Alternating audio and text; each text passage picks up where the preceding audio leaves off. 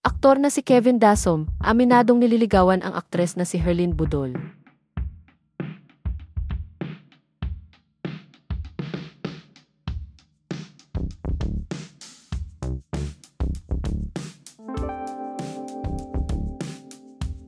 Naging bisita ang aktres na si Herlyn Budol at aktor na si Kevin Dasom sa programang The Bubay and Tekla Show noong Linggo, September 14, 2025.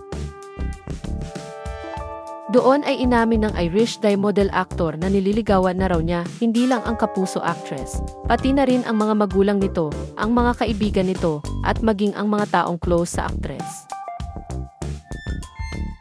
Ayon pa sa kanya, sinuyo raw niya ang mga mahahalagang tao sa buhay ng aktres at para ipakita na siya ay being genuine and being honest.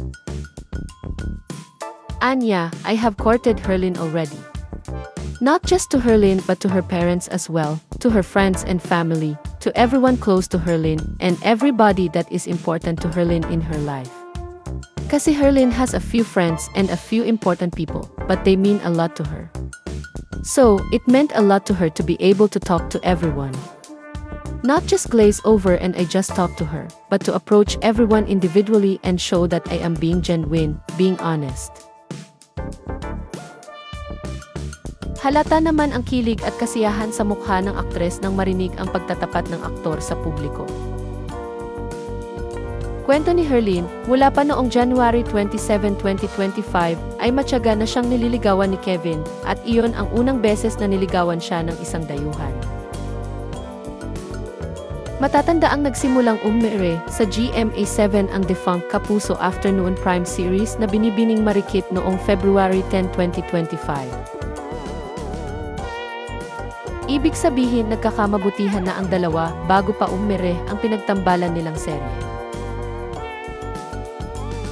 Ani Herlyn, kasi sa ting mga Pilipino diba, pag ito lang kasi first time lang din naman akong. Hindi naman first time, parang kumbaga first time may nanligaw sa akin na ibang lahi. So hindi ko rin talaga magets talaga lahat ng sinasabi niya. So parang ako, oo hindi lang talaga, minsan parang nagpipinoihenyo lang kami. Tsaka syempre sa Pilipinas kasi, diba, kailangan mo manligaw talaga ng normal. Sabi niya, I ask you na ano if I courted with you. If it's okay to me. Syempre pabebe muna. Pero para sa akin, okay na yon. Pero kasi akala niya kapag sinabi kong okay na, ibig sabihin kami na. I explained to you diba?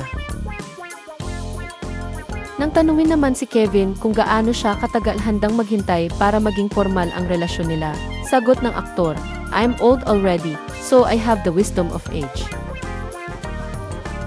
Bagamat willing namang maghintay ang aktor kung kailan siya sasagutin ng aktres, sinabi ni Herlyn na nais pa raw niyang siguraduhin ang totoong intensyon sa kanya ng susunod na magiging jowa.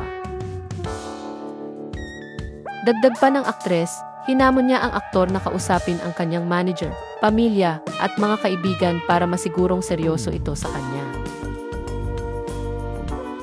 Ani Herlyn, alamin natin kung totoo ba talaga. Kasi syempre maraming sabi-sabi na, baka dahil nandito lang siya kaya niya ako bet, or baka dahil nagjo-join lang sa flow ba, kung anumang flow yan, diba? So parang akin, tingnan natin. Kasi noon challenge ko siyang, kausapin mo sila Sir Wilbert. Syempre ang nire-respeto kong unang-una din dito, syempre yung manager ko, si Sir Wilbert. Saka sabi ko, kausapin mo yun kung seryoso ka talaga sa akin, yung pamilya ko, yung mga kokonti kong friends. Ginawa naman niya lahat. Hindi ko rin masabi, alamin natin. Sasabihin ng time. Nang tanungin ni Herlyn si Kevin kung mahal siya nito, tumingin ang aktor sa mga mata ng aktres at sumagot na, of course, I love you. Kaya naman nagpasalamat si Herlyn sa pagmamahal ni Kevin.